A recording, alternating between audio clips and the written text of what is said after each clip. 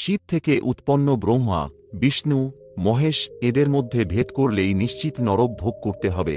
শিব পুরাণে শিবের মহিমা বর্ণনার পাশাপাশি ব্রহ্মা, বিষ্ণু ও মহেশ সম্পর্কেও উল্লেখ করা হয়েছে। এই পুরাণে সবই নিজের মুখে ত্রিদেবের মাহাত্ম্য ও দায়িত্ব বর্ণনা করেছেন। শুধু তাই নয়, সরস্বতী, লক্ষ্মী, কালীর উৎপত্তিও জানিয়েছেন তিনি। শিব পুরাণ অনুযায়ী ব্রহ্মা, বিষ্ণু ও রুদ্র শিবের অংশ এবং এদের মধ্যে কোনো বিভেদ নেই। তাই যারা ত্রিদেবের মধ্যে একজনেরও অবহেলা করবেন তাদের রোগ ভোগ করতে হবে বলে জানা গিয়েছে। ব্রহ্মা, বিষ্ণু ও মহেশ বা রুদ্র একত্রে ত্রিদেব নামে পরিচিত। সৃষ্টির রচনা, পালন ও সংহারের দায়িত্ব রয়েছে এই তিন দেবতার ওপরই। শিব পুরাণ অনুযায়ী এই তিন দেবী এক এবং এদের মধ্যে কোনো ভেদাভেদ করতে নেই। শিবই ত্রিদেবের দায়িত্ব ও কর্তব্য বন্টন করেছেন।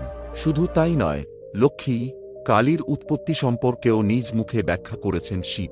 এমনকি ব্রহ্মা, বিষ্ণু ও মহেশের আয়ুও জানা যায় এখানে। শিব পুরাণে এ সম্পর্কে কি বলা হয়েছে জেনে নেওয়া যাক। ব্রহ্মা, বিষ্ণু ও রুদ্র নামে তিন ভাগে বিভক্ত।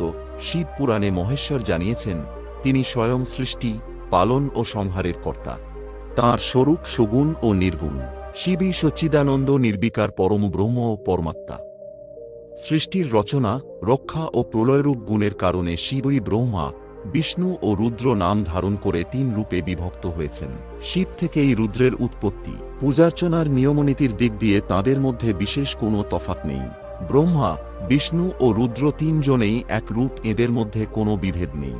শিব সতর্ক করেছেন যে এই তিন রূপের মধ্যে যারা বিভেদ করবে তাদের নরক ভোগ করতে হবে।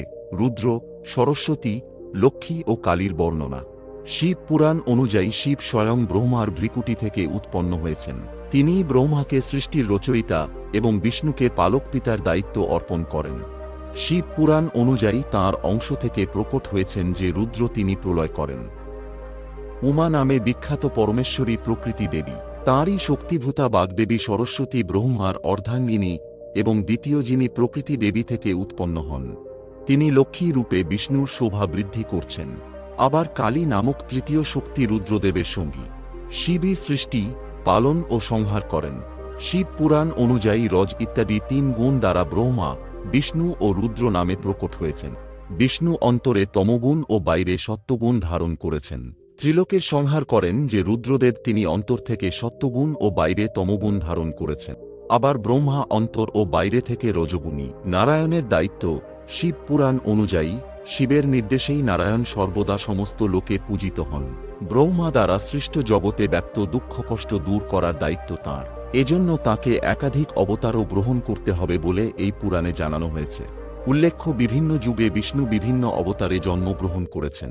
শিব পুরাণ অনুযায়ী বিষ্ণুর সমস্ত কাজেই তাঁকে সাহায্য প্রদান করেন শিব। বিষ্ণু ও রুদ্রের মধ্যে কোনো পার্থক্য নেই, তারা একে অপরের পূরক। রুদ্রের ভক্ত হয়ে বিষ্ণুর নিন্দা করলে সেই ব্যক্তির পুণ্য নষ্ট হয়। বিষ্ণুই মনুষ্যকে ভোগ ও মোক্ষ প্রদান করেন। শিব পুরাণ অনুযায়ী ব্রহ্মাকে সর্বদা বিষ্ণুর সাহায্য করার পরামর্শ দেন মহাদেব। ব্রহ্মার ভক্তরা শিবের নিন্দা করলে তারা নরক লাভ করে। আবার শিবের সমস্ত ভক্তই ব্রহ্মার অত্যন্ত প্রিয়।